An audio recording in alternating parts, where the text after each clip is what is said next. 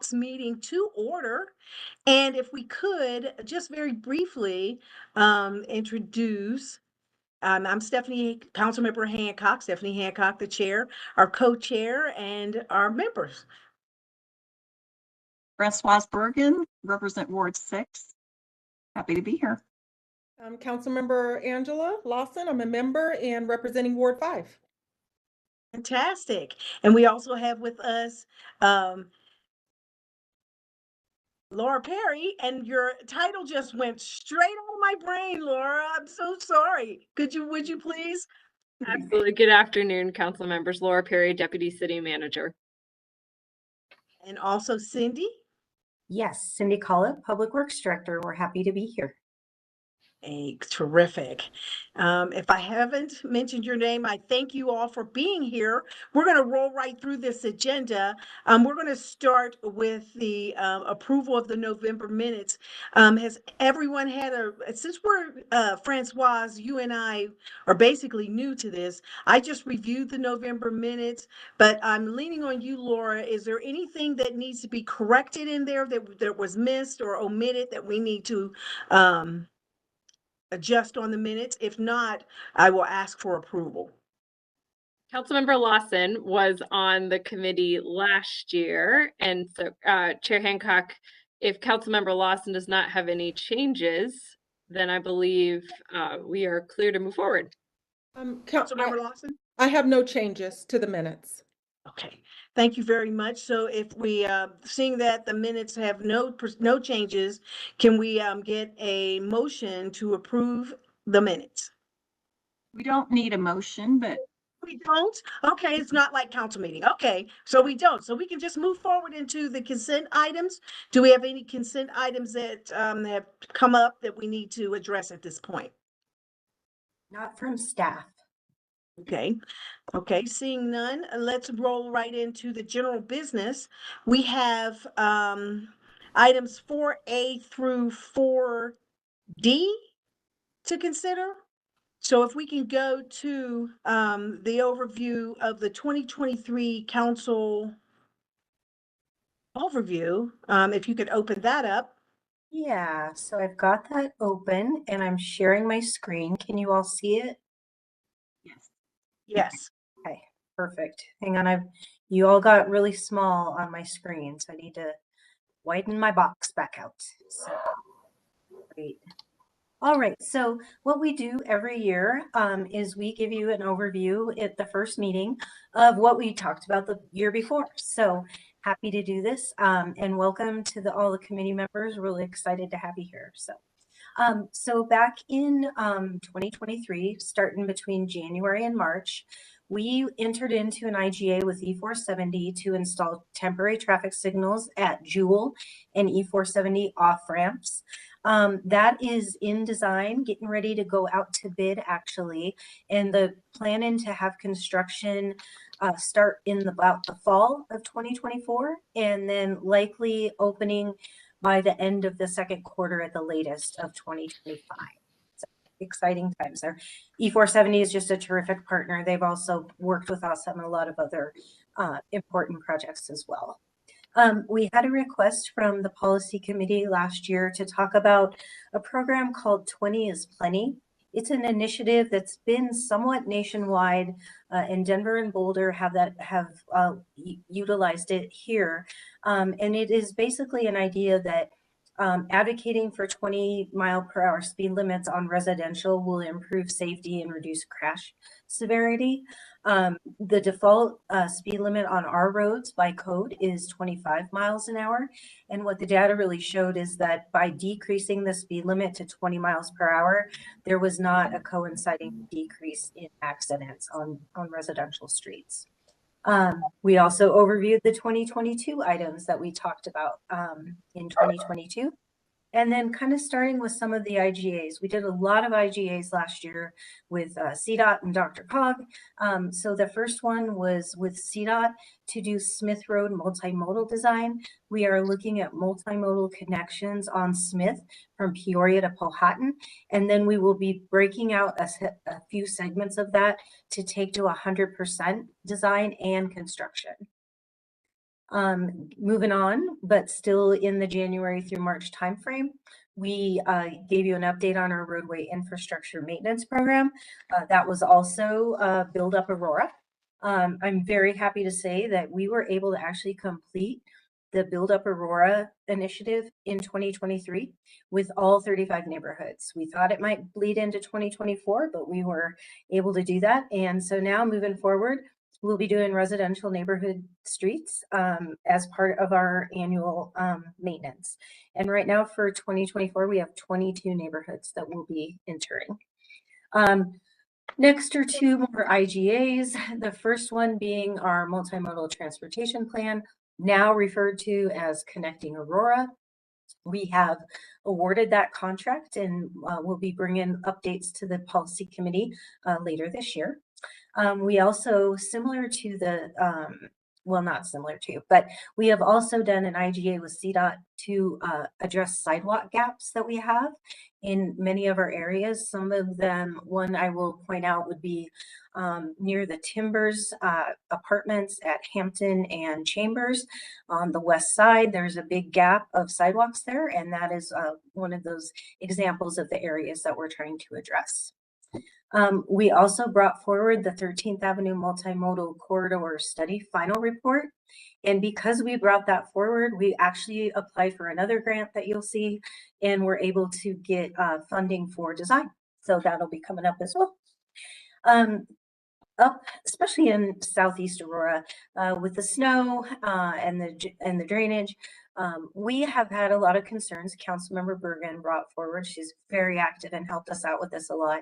We did a chase drain pilot program to see if we're in areas, and a lot of them being north-facing homes, if there was an option, if chase drains would help eliminate some of the drainage going across the sidewalks. So with that pilot program, it did demonstrate that chase drains could mitigate some of those concerns.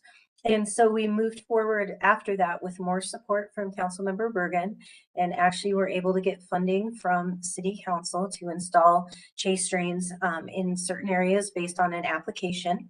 And as part of that program, what we also did is we prepared what we called a playbook. So it's for the citizens. We go out and meet with them and talk about the issues that they're having and give them ideas of changes that they could make that might improve things. Some of those is doing the turf conversion and eliminating the sod in the tree lawn, making sure that the gutters are clear. So that was a great program, and we've been working on those ever since. All right, then moving in April through June 2023, within those months, we got an update from Denver International Airport on their Vision 100, which is they anticipate 100 million travelers in about the next less than a decade. So they are preparing for that. Kind of similar to the 20 is plenty item that we talked about earlier. We did some follow-up on that for the policy committee and talked a little bit about some of the speed reduction strategies, including lane rebalancing. And Chair Hancock, per our discussion, this was where we introduced the options potentially along Yale. And so per our discussion earlier, we'll be bringing that option back and presenting it to the policy committee again. We also, within Connecting Aurora, the transportation plan, we'll be looking at lane rebalancing options, best practices, and providing some insights and potential options through that process. We got at the last minute an energy efficiency and conservation block grant for some street lighting projects that we brought in. We did a neighborhood traffic calming update, which we'll do again this year, very soon. We talked a little bit, there were questions about how do we deliver projects within Public Works. So we gave an overview on the process, including project development, design, and construction, and how we have to conform to planning studies, federal guidelines, and some of the funding pursuits and the impacts of the federal funding. And finally, Arapahoe County has a Parker Road Corridor project, and they came and gave a brief update on that, generally from Mississippi to Hampton. July through September, Carly did a scintillating conversation on how we collect speed data and evaluate it and what we look for in the different toolbox that we have. Also brought forward from Carly, Regional Transportation Operations and Technology grant that we went for, and the technology is to help improve traffic signal operations. This was a new one, also sponsored by Councilmember Bergan, a resolution for snow removal and plowing operations on local streets. And specifically, this resolution allows special districts to apply with the city and sign an agreement. We have got a fairly streamlined process now, and that agreement allows them to hire contractors to plow their own streets for snow events. Had a lot of questions about how we restripe roadways with overlay projects. When we do that, we generally look to install bike lanes and other traffic calming features when we're doing overlay projects. We gave an update on the 2023-2024 snow and ice control plan, which you guys will see later this year. Arapahoe County is doing a transit and micromobility study. Our planning department is leading that. And so we had an IGA with that. And then also kind of around the entire street sections, lane rebalancing, there was a presentation on local street sections. All right, and then finally, October through November, another IGA to improve a bridge for Laredo over the Highline Canal. We talked a little bit about a program called Vision Zero that has been adopted for some agencies around here. It really is an aspirational initiative to look at reducing deaths and serious injuries to zero over a certain amount of time. And we talked a lot about the work that we do, not only internally, but with other agencies in our transportation safety evaluations. And you'll hear more about the safety evaluations through the year as we have a partnership with Adams County. There was a question about our fiber program. What are we looking at doing? We have a fiber master plan that has been completed in partnership with IT and Aurora Water. So we brought that. One of the installation methods for fiber is called microtrenching.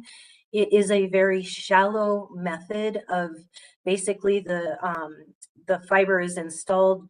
They cut into the pavement, they push the fiber down, and it might be anywhere from 4 to 9 inches below the surface. We have a lot of concerns about damage to streets. This is a lot utilized very often in neighborhood streets. There are only 2 entities here in the metro area that have allowed it, and it does not meet any of our current standards, just to clarify that. And then also we've got the very exciting Colfax Bus Rapid Transit. So we had a resolution for that for the construction phase.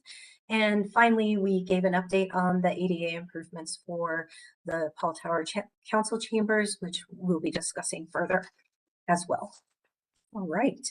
Any questions that I can answer? Couple.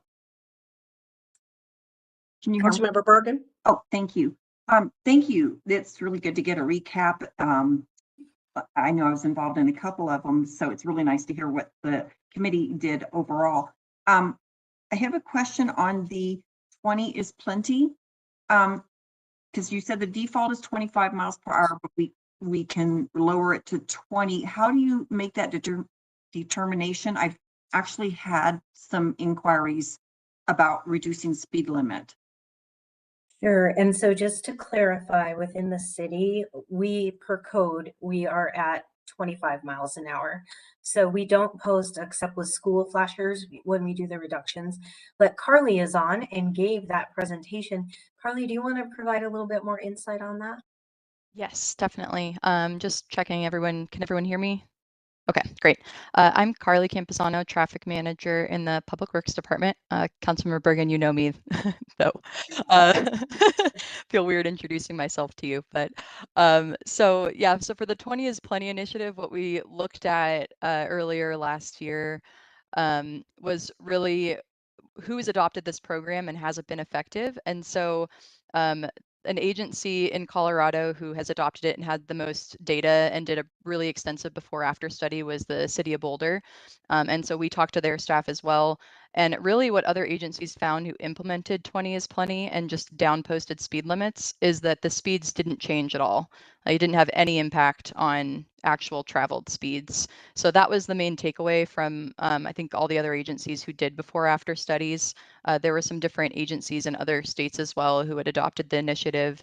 And another main takeaway is really that for a program to be successful, decreasing speeds, you really need another program in conjunction with it, like our traffic calming program, which actually changes the physical criteria of the road.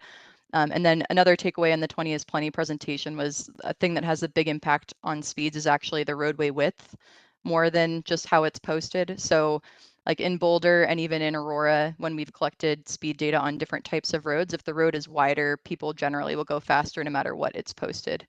So those are the main takeaways from that presentation. Okay, so we're not advocating to do that. It's correct. Yeah, it wasn't moving forward. It was just an update that the committee asked for information on. Okay, and then my other question is on the fiber micro trenching. As you know, I had a few constituent issues. And then somebody just recently asked me if Ting, why isn't Ting in our city? So I explained that they want to do the micro trenching and that obviously our Public Works Department has concerns. Are we definitely a no on that, or are we still evaluating it? Right now, I'm very concerned as the director about the impacts to our roadway network, specifically residential. So from my perspective, we are not evaluating it further. Now they might come in with other options that are a little bit different that might work, but that is the current position that we have. Okay, so And if they Laura, wanted to come in to compete, they would still do the traditional boring? correct. That meets our standards.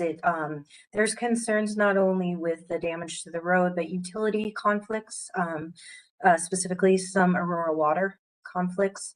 So we all met internally, not just Public Works, but with Aurora Water, and really walked through and developed our approach and the reasoning why.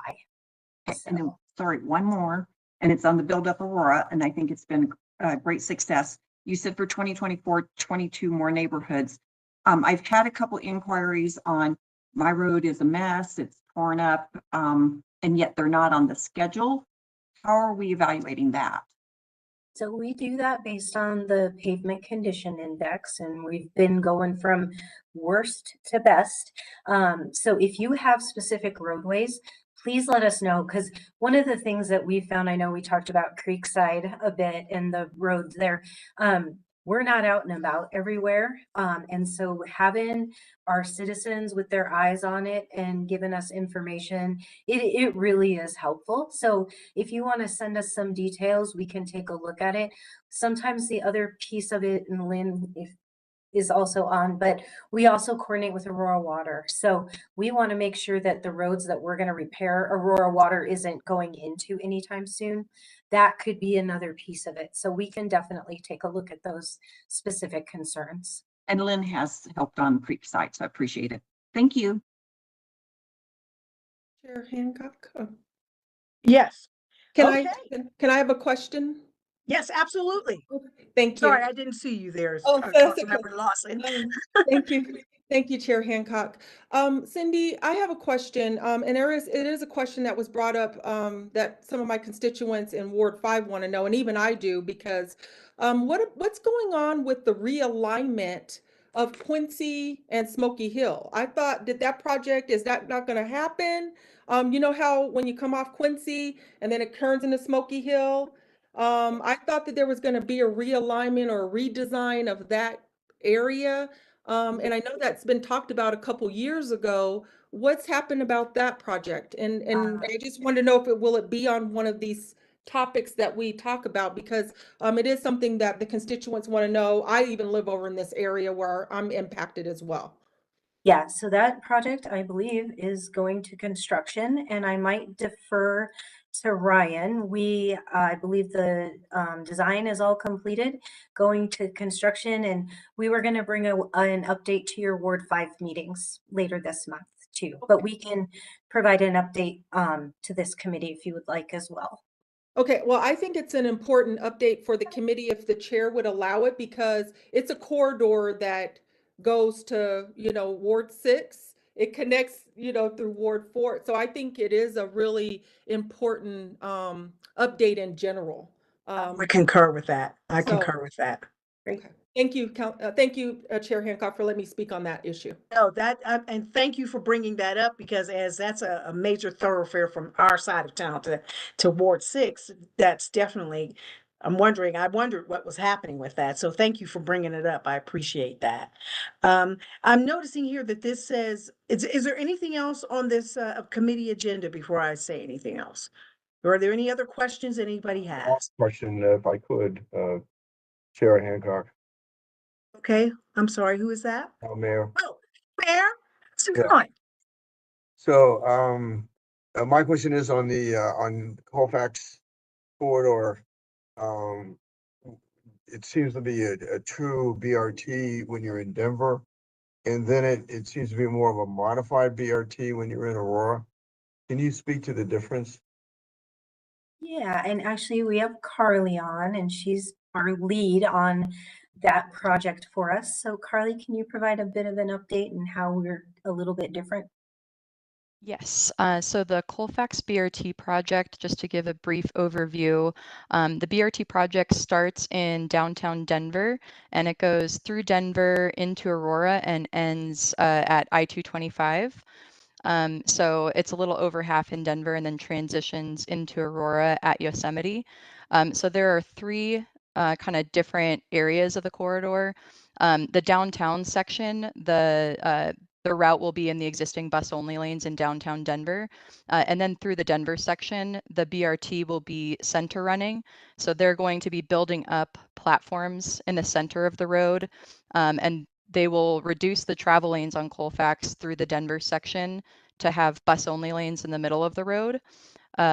Sorry, I don't have an exhibits pulled up. This one would kind of be a little better with a picture, but so the BRT will be dedicated lane through Denver, center running. And then as it comes into Aurora, the BRT will switch to be side running. So it'll come and kind of alignment wise, it'll be similar to how it is now. We did work with council over the last, I think, few years since 2021 to develop a list of recommendations for enhancements in the Aurora section. So you'll see some improved features, improved stations. There will be an actual shelter at every stop in Aurora. There will be ticket vending machines. There will be safety equipment. There will be like passenger display signs with real-time travel information. All those BRT elements will still be present in Aurora. So the Aurora section is still considered a BRT line. And we've brought different presentations to council with the added features in Aurora. So we'll also have a signature station at the Havana stations. So aesthetically, it'll look more similar to Denver and those stations. And so Aurora, Denver's leading the project. It's FTA grant funded, so it's getting a pretty big grant allocation. Denver's funding it with some bonds as well, and then Aurora has contributed local funding as well, and we're a project partner and we're actively involved. So did that all make sense? Any extra questions I on think that's that? probably the key difference is no dedicated lane. Correct. Yep. Okay. Yeah, so right now, no dedicated lanes in the Aurora section. So, but buses aren't, they're gonna go, obviously, I think is that the Denver has dedicated one ways north and south in Colfax. Yeah, there were a couple reasons for it. One of the main ones is that Denver has just a different roadway network surrounding Colfax. So Denver has more of the continuous east-west streets that could handle some of the extra capacity from Colfax. And in the Aurora section, like on the north side, for example, we have the Fitzsimmons campus. And on the south side, the roads kind of zigzag a bit too. So we didn't have as much capacity to reduce the travel lanes in the Aurora section. And then another factor was part of it was the cost. Denver was able to pass a couple pretty large bonds to fund the construction to have it in the middle, and it's a pretty large amount of money that has required in environmental issues and things as well. So. Okay, thank you. Mm-hmm. Any further questions from anyone? Okay, now I'm looking here at the document. It says that this is for information only, so we don't need to have any kind of Forward. movement. Yes, we don't have to have that. Okay, then let's move on then to section B4B. Who's presenting on that one? Great. So it's Kathy, correct, Ryan? And have we? Oh, there she is. Okay. So real quickly, Kathy Valencia has joined us from about 4 months now, right, Kathy? 5 months. 5 months. So she is our transportation projects delivery manager. And one of the best things, other than she's a great engineer and manager, is that she actually joined us from Arapahoe County. So she is extremely familiar with all things city. So just welcoming her, and she'll be doing the presentations. Thank you, Cindy. All right, let me just share my screen here.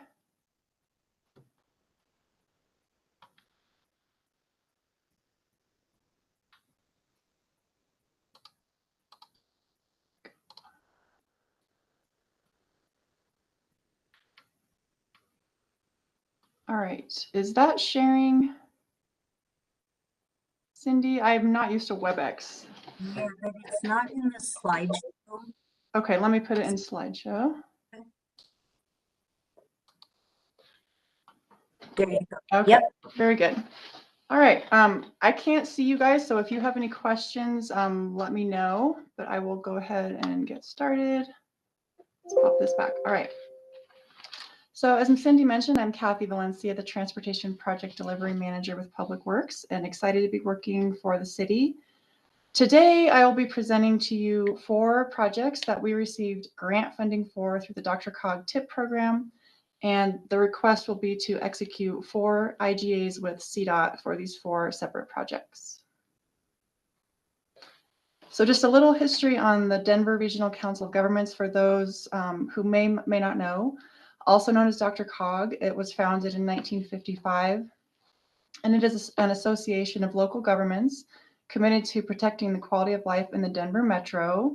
This is a federally designated metropolitan planning organization, and they work closely with the local governments on regional transportation planning. They have a transportation improvement program, or TIP, that is on a 4-year cycle to provide state and federal funding for transportation projects in the area. The current program lists projects to be implemented in 2024 through 2027. And the projects are selected every 4 years through a cooperative process involving CDOT, RTD, and the local governments. So the program that we just recently selected these projects, the federal funds are administered through DRCOG, but the grant is administered through CDOT. So we work closely with CDOT throughout the life of the project to make sure we're meeting all the federal guidelines. And we have 4 projects that were selected from the city of Aurora for this current cycle, and I'll go into more detail on the 4 projects, but they are the 13th Avenue multimodal improvements, the Gun Club Road multimodal improvements, a bridge replacement along Peoria over Sand Creek, and then another bridge replacement along Alameda Avenue over I-225. And the total funding for these 4 projects is $10 million, and we got $6.6 million in total grant funds. So the first project is the 13th Avenue multimodal improvements. And this project will be along 13th Avenue from Yosemite Street to Highline Canal. And this project connects directly to 3 regional trails, so it's a really important corridor for the city. There's also the 13th Avenue Light Rail Station, which serves the R line. And currently, conditions out along this corridor are not multimodal user-friendly. They're very car-friendly, so the sidewalks are often less than 3 feet in width, so deficient. And so this project will include a 60% design along 4.2 miles of the corridor, which will include shared use paths, sidewalks, curb extensions, many traffic calming improvements, including crosswalks, raised intersections, and mid-block crossings. So for the 60% design, we will get to select 1 mile to take to 100% design. And that 1 mile segment could be a continuous segment or a group of segments, depending on how the 60% design goes. But the goal will be to have that segment function independently from the rest of the corridor, with the ultimate goal being that that section could eventually move to construction. As part of the scope, we will be doing a National Environmental Policy Act, or NEPA, evaluation and clearance.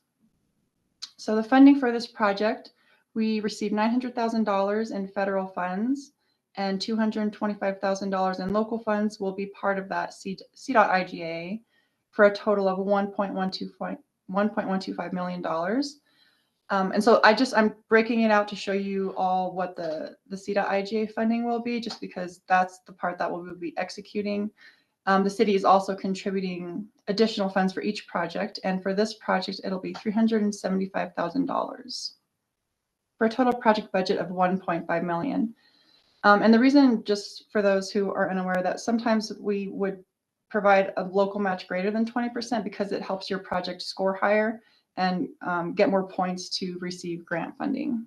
So that's the reason for that. So that was the first project. The second project is the Gun Club Road multimodal improvements. And this project is along Gun Club Road from Quincy Avenue South to Aurora Parkway.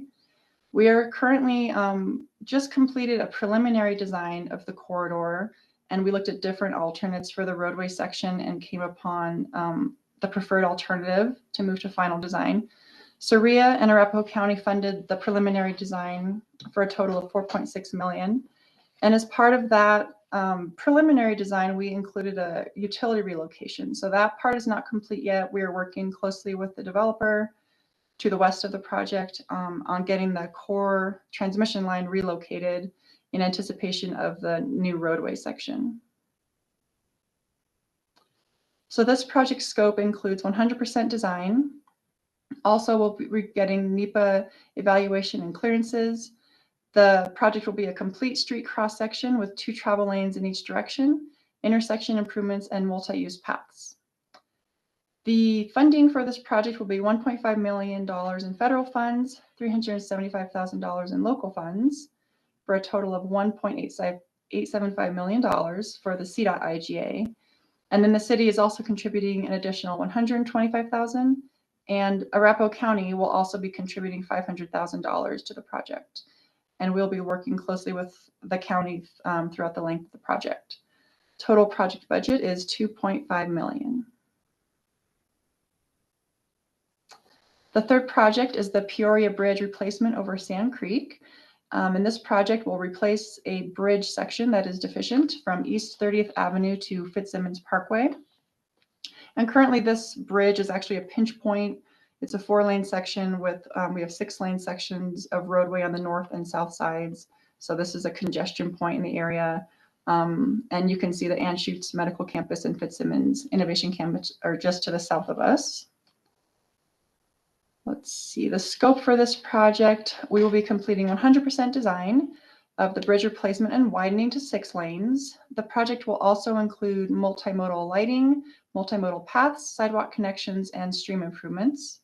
We will also be completing a NEPA evaluation and clearance as part of that scope. For funding, we have $1.8 million in federal funds, $450,000 in local funds, for a total of $2.25 million for the CDOT IGA. And then the city is also contributing an additional $750,000 in local funding for a total project budget of $3 million. And the final project is the Alameda Avenue Bridge replacement over I-225. And the project limits are from Potomac Street to South Abilene Street. This bridge sees, 49,000 average daily traffic, and it is forecast to be at 86,000 vehicles per day by 2050. So much needed widening. The existing bridge was actually built in 1969, and it is structurally deficient and in need of a new bridge. And you can see there's a lot going on in this area too. The Aurora Municipal Center is just to the east. So the scope for this project includes 100% design, new dual left turn lanes on eastbound at I-225, a lengthened eastbound right turn lane at I-225, multimodal paths on both sides of the bridge, upgraded bridge railing, and updated lighting. And this project also includes the NEPA evaluation and clearance. For funding, we have federal funding in the amount of $1.8 million. State funds contributed by CDOT of $600,000, local funds through the city of $450,000 for a total of $2.85 million. And then the city will also contribute an additional $150,000 for a total project budget of $3 million. So the question before you, I can help answer any questions, but our question to the council committee this afternoon is whether you support moving this 4 resolutions and IGAs between CDOT and the city of Aurora to the next available study session. Does the committee have questions? I do. Councilmember Bergan? Thank you, Chair Hancock. So these are all design, obviously not construction costs. So I have a question on Gun Club, because you mentioned 4.6 million on the preliminary design with Surrey and Arapahoe County 50-50 on that. Yep. So then with the Dr. Cog grant, there was an additional 2.5 million with the combination. So the difference of the preliminary design versus the second is the multimodal component? Right. So we don't have everything figured out yet for the design. So we in the preliminary design, we selected which roadway section we wanted to proceed with. But you're right, we did not include a multimodal path in the preliminary design. So that will be included with this final design. There's a lot of bike paths out there that we can be connecting to. And it seemed like a lot of money for design, 4.6 million on the preliminary part. Is that normal? I can Actually- answer that. I can answer that, Kathy. Go ahead, Cindy. Councilmember Bergan, I'm sorry, this is all about the South Aurora Regional Improvement Authority. And you're right, 4.6 is more, but it is also because we are looking at the utility relocation. So we don't generally put utility relocation in preliminary design. We just chose to for this project. Okay. Because it's such a big impact. So sorry, Kathy. No, that's right, Cindy. And that's actually a very expensive transmission line that needs to be relocated. Initial cost estimate was $1 million. Now we're almost up to $2 million. So. That makes sense. Okay. And then I can't remember, what did you estimate the construction cost of that portion of Gun Club? Was it 14 million? No, it's higher. It's Higher? during the preliminary design, it was about 20 million. And I think it's actually gone higher now just because of construction costs. Okay. And then the fact that we got Dr. Cog grants on these 4 projects for design, I think I heard correctly that then that helps us when we then go for construction grants. Yeah, and we're still in talks on how to fund construction. We're working closely with Surrey on that. And I think by the summer, they might have a better idea on funding for that. But Arapahoe County is also willing to contribute funds for construction. So we're still undecided on whether to go for a grant for that or not. Okay. But I mean, overall, the 4 projects, having Dr. Cog give money, doesn't that help us? Yes, it really helps to have a final design complete, and they call it shovel ready. Yep. So your project's ready to go to construction.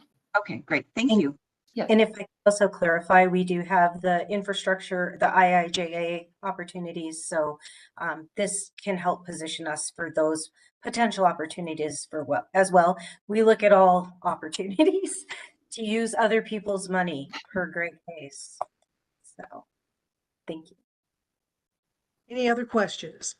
Yes, Chair Hancock? Yes, Councilmember. Thank you. Lawson.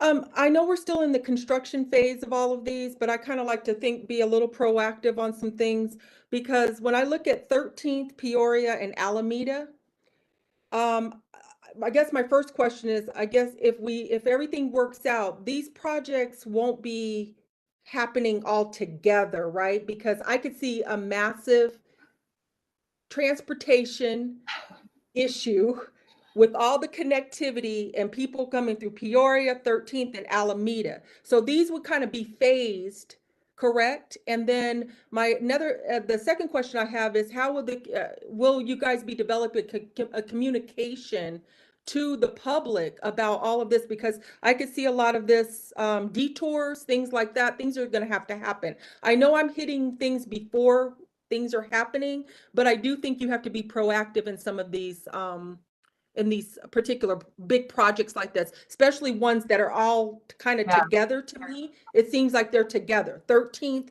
Peoria, and Alameda, that's a big people take Peoria to get to 13th. People take Alameda to get to Peoria. So, and it's already congested and dangerous as it is. So just kind of getting a little bit information on that, and is there a thought process of that? Yeah, no, that's a great point, because these projects are very in close proximity to one another. But like right now, we're focusing on getting construction funding for Peoria. So that's kind of our top project. And so I think that would be going ahead of, say, 13th Avenue multimodal improvements. And the Alameda Bridge, that's still a couple years out for design. And so then we would have to start considering when that would go to construction. But yeah, we would definitely want to make sure that traffic's able to get around and these projects aren't going at the same time. Okay. Any other questions? Because I can't see you unless you speak up, so sorry. Oh, Madam Chair, sorry, my call. Oh, yes, Mayor. Yeah, thank you. I just have a question. Well, and I don't disagree with any of these projects, but can somebody enlighten me as to where we are with Montview on the Anschutz Medical Campus? I thought there was an agreement to for the funding of the design work. Mayor, the design is complete for Okay. you. We are looking at options and opportunities for the construction funding. There is a process as part of that we'll need to go through, is the National Environmental Policy Act, the NEPA, for the clearances. But that is being considered as part of the overall look at additional funding to get construction dollars. Is there any timing to that? At this time, we don't have timing established. Still trying to figure out what that construction. I can chime in on. So we are currently in conversations with CDOT. They've estimated 6 to 9 months for environmental clearance, and concurrently we are exploring federal funding for the project and have been having conversations around, the federal earmark. NOFO just came out, so we're taking a look at that. And how do we establish both a financial plan, but also a construction plan for the project via a federalization process? So those conversations are ongoing. Thank you. Any other questions? Any more discussion at all? Okay, so with that said, does the committee support moving forward the resolution and the intergovernmental agency agreement between the Colorado Department of Transportation and the City of Aurora for these projects? Good. I support. All right, You're good. Thank their you. supports too. So, okay, so that means that moves forward. Fantastic. Okay, we're rolling right along. So that was 4A through 4D, correct? Through 4E. E. So Okay. 4F is your next one. So now we're at 4F. Yes. which is, we're going to be looking forward on the resolution for an IGA for the city of Aurora, city of Arvada, Brighton, Commerce City, Federal Heights, North Glen, Westminster, and the county of Adams to provide engineering services to conduct the Adams County Comprehensive Safety Action Plan Study. Who is our presenter for this one? Today it's our traffic manager, Carly Campuzano. Carly, you're a star today. Thank you. Yes, I have a lot of very exciting projects. This is another IGA. This one is a little bit different than the previous IGAs because Adams County is actually the lead on this project. So this is going to be a safety action plan that includes all of Adams County, including Aurora and the entire city of Aurora. And part of the reason why that title was so long is because there's a lot of other agency partners as well. So this is going to be a great team effort between a lot of different agencies in the region. Let's see. So Kathy already went over this. I plagiarized her slide a little bit, but I won't repeat some of this. This is another DRCOG grant. This is a TIP Call 4 grant that Adams County applied for with Aurora as a funding partner. So just an overview of this application. This is going to be a $2 million effort for the safety action plan. 1.6 of that is the federal grant, and the rest of it is match funds. Aurora is contributing 150,000 towards the match, and so this IGA is between Aurora, Adams County, and the other agencies for all of the various agencies to provide their share of the match funding to Adams County, and Adams County is going to be administering or helping manage this project. So just an overview on what this project is about. So this is a safety action plan. Even though only part of our city is within Adams County, this project includes the entire city of Aurora. So the plan includes a very extensive safety analysis. It'll include engagement with various stakeholders and public outreach. It will include recommendations for reviewing and updating our roadway standards. And then it will also include an extensive project list, which I think is the really important part from my perspective. So it'll give us a list of safety related projects and rankings, and we'll hopefully be able to use this list to pursue other federal funding as well for different safety improvements. And so our goal with this study is really to improve safety and mobility for all roadway users within the city. So as far as schedule, right now we're preparing the request for proposals and drafting that. It's been through some rounds of review. We expect that to go out this spring or summer. Project kickoff will likely be in the fall.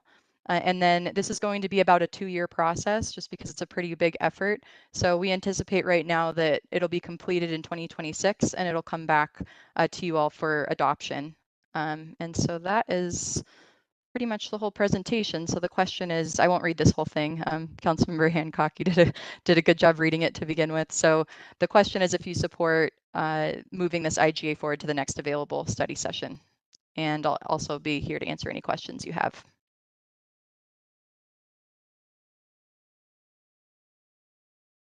You're muted, Chair Hancock. Sorry, I was muted. Thank you very much, Carly, for that. Does anybody have any questions with regards to this proposal? I have one. Yes, Councilmember Bergan? Thank you. The safety, I mean, what exactly are they focusing on? Is it road safety, signal safety, school safety? So it's transportation safety. So it's really going to be focusing on fatal and serious injury crashes in the city and making different recommendations to address those types of crashes and patterns. Wonderful. Thank you. Yeah. It's automobiles, just automobiles, automobile buses, motorcycles, bike interactions, Pedestrians. all of that. Yeah, All all of that it. whole scope. Okay. And how do they gather this data based on reports from the police, or how are they gathering this data? Yeah, that's a good question. So right now, if there's a crash, our police departments or various police departments, depending on where the crash is, respond. They create a crash report. Generally, all of those crash reports go to the state. And then really to look at the data, there are a bunch of different ways and sources to look at the data, but it's basically all of the data from the reports made by the different police departments. So it's not just Aurora PD, sometimes it's the state patrol or the sheriffs, depending on where you are. And generally for these types of efforts, we normally look at a 3 to 5 year range. So we're not just looking at the last year, but we're looking at kind of a bigger range to be able to see if there's are patterns and what's correctable and different ideas for those. So hopefully that makes sense. Or a standardized formula or methodology that they're doing it? I mean, are they the same across the board? So, uh, two cars versus car motorcycle versus car pedestrian, you understand what I'm saying? Or Yeah. is it standardized so that you have consistency across all of the agencies that are impacted by this? Luckily, yes, there's a standard crash form that the different police departments use. And so it has a lot of the same, it has all the same fields that they fill out, like time of day, what's the street, what direction was, the at-fault driver going in? Was it a fatal crash or an industry or injury or property damage only? And so generally all the data should be pretty consistent. And then it'll be a lot of data. So that's where it'll be great to get the consultant on board to kind of help filter through that data and see what patterns they're seeing, well, not only for Aurora, but also for the region and what can we do to address those patterns. But yes, everyone's crash data is really entered in on that same form and given to the state, and it goes through the same process. Okay, one more question. Yeah. Ultimately, what is the outcome after we gather all this data and this information? What are we doing with this once we get it all? Yes, great question. So one of the main outcomes of this is we want to establish really what are the patterns we're seeing, what types of crashes, what areas do we need to have projects in, what types of treatments can we recommend to help reduce crashes, and how much reduction do we expect from that. But really what I'm looking for is like a project list of this is the pattern we saw, this is the type of thing we think can address that, this is the cost, and this is the type of funding it would be eligible for. So I'm looking for a report that has really like a summary of the statistics, what we're seeing, and the ending really should be like a list of how do we address this and what's the cost for each type of project. And Carly, if I can add to that, the safety action plan, by having one for the city, opens up federal funding opportunities for certain programs that are available. So this will allow us to be able to pursue funding to address some of the project's most critical ones that come out of the plan. One more question, if I might. Yes, Councilmember Bergan. You said, so they're looking at the entire city of Aurora. I just would ask, because Carly knows this, but some Douglas County portion of my ward is very complicated with multiple jurisdictions, Arapahoe and Douglas County, as well as the city. So will they'll definitely look at that area as well? Yes, and that's really why we need the data source to be encompassing of all the different police departments, because as you know, like at County Line and Monaghan, where you might have a bunch of different agencies reporting and it's maybe not Aurora PD that has the crash reports, when we're using all the data that's come through the state, we'll get all the reports. The only thing is, when we're looking at our APD crash database, a lot of time it's about a crash that happened very recently, and there's a little bit of a lag between when those get reported to the state. So that's why, if we're looking at a crash last month, then we won't have the, more specific data yet. But for this effort, definitely it'll include all the data from all the different reporting agencies. So we should be fully covered in your ward as well. Okay, thank you. Mm-hmm. Okay. Is there any more discussion with regards to this resolution? Okay, seeing none, does the Council Policy Committee support moving forward the resolution for the intergovernmental agreement between the City of Aurora, City of Arvada, Brighton, Commerce City, City of Federal Heights, City of North Grand, Westminster, and the County of Adams to provide engineering services to conduct the Adams County Comprehensive Safety Action Plan study to the next available study session? Yes. Yes. Yes? Yes, okay, unanimous. Awesome. We're moving right along. This is awesome. Okay. The next thing we have is G.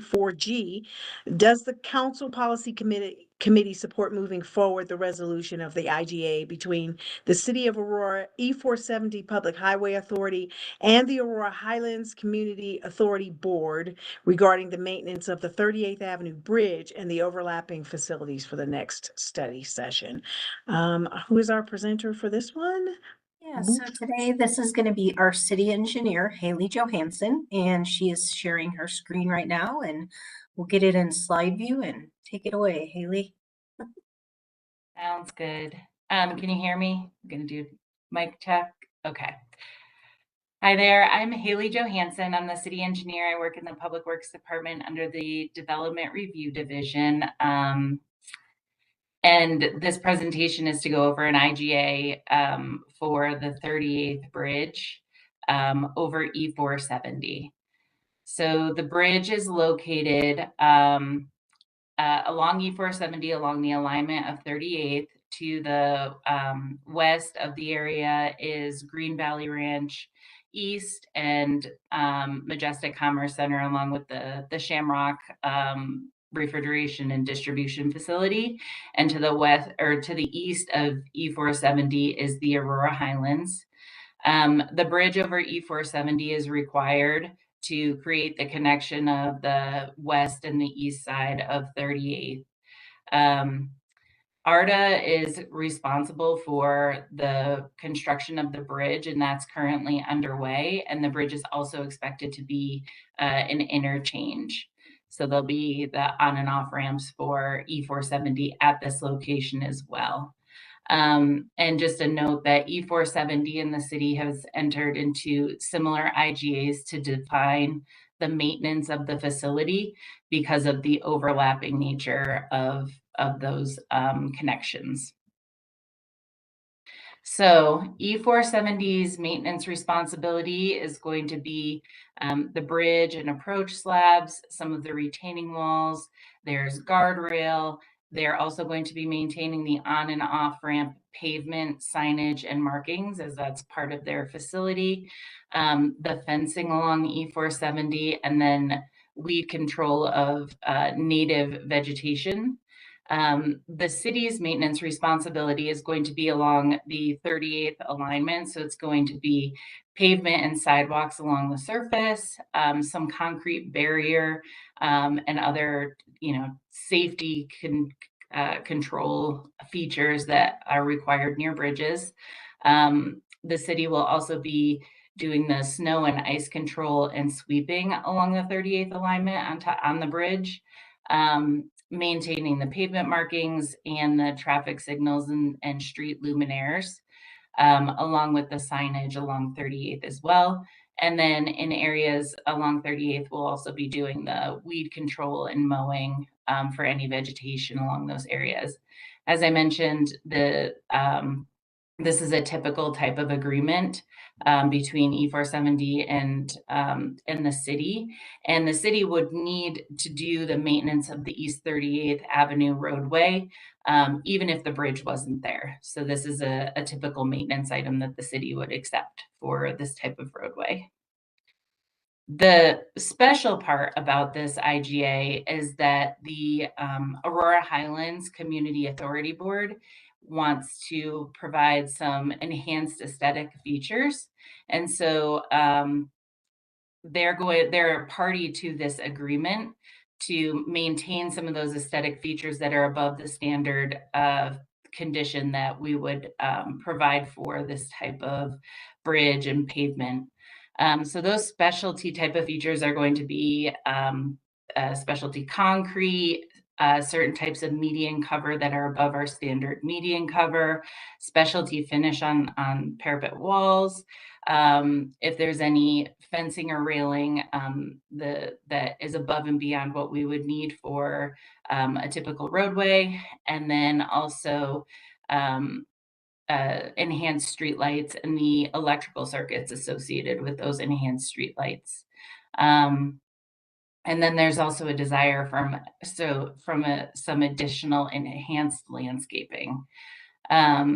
And that's just to provide some additional aesthetic features related to this particular area.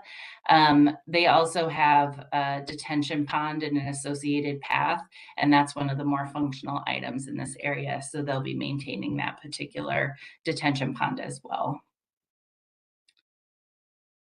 And with that, a short and sweet presentation. Any questions or discussions related to supporting this IGA to move to study session? Thank you, Haley. Appreciate that. Does anyone have any questions, comments, or things you want to add on? Good, thank you. None? Okay, well, seeing none, does the Council Policy Committee support moving forward with this resolution for the IGA between the City of Aurora, E470, Highway Authority, the Aurora Highlands, and the 38th Avenue Maintenance overlapping the facilities for the next study session? All in favor? Give me a big old thumbs up. Thumbs up. Up. All right. Fantastic. I don't want it to be too boring because you know your brain kind of goes to sleep after a while. Thank you so very much. We you. have whipped right through these items. Are there any miscellaneous matters for consideration that we did not cover or that didn't make the packet before we put it up? Not from the staff perspective. Thank you. Okay. Councilmember Bergan, Councilmember Lawson, did you have anything that we did not that you had that we didn't make the packet? Excuse me. No, I'm good, thank you. Okay, I'm good as well. fantastic. Yeah. Okay, fantastic. So do we have item 6 is anticipated topics for the next meeting? Laura, would you mind jumping in on this piece? So I believe Ryan Germeroth has the summary for the next Yep. meeting. I do. Yep. So I'm Ryan Grimroth, Deputy Director of Engineering and Public Works. So we actually have two items for which the meeting is 2 weeks from today. So 2 items on that meeting. We have the 2024 Street Rehabilitation Plan. So some staff from our street operations team will be here to give an overview of the 2024 plan. And then we'll also have a multimodal master plan, so connecting Aurora update as well, to give you all an idea of where that project is at right now. So those are the 2 items we have on the agenda for the February meeting.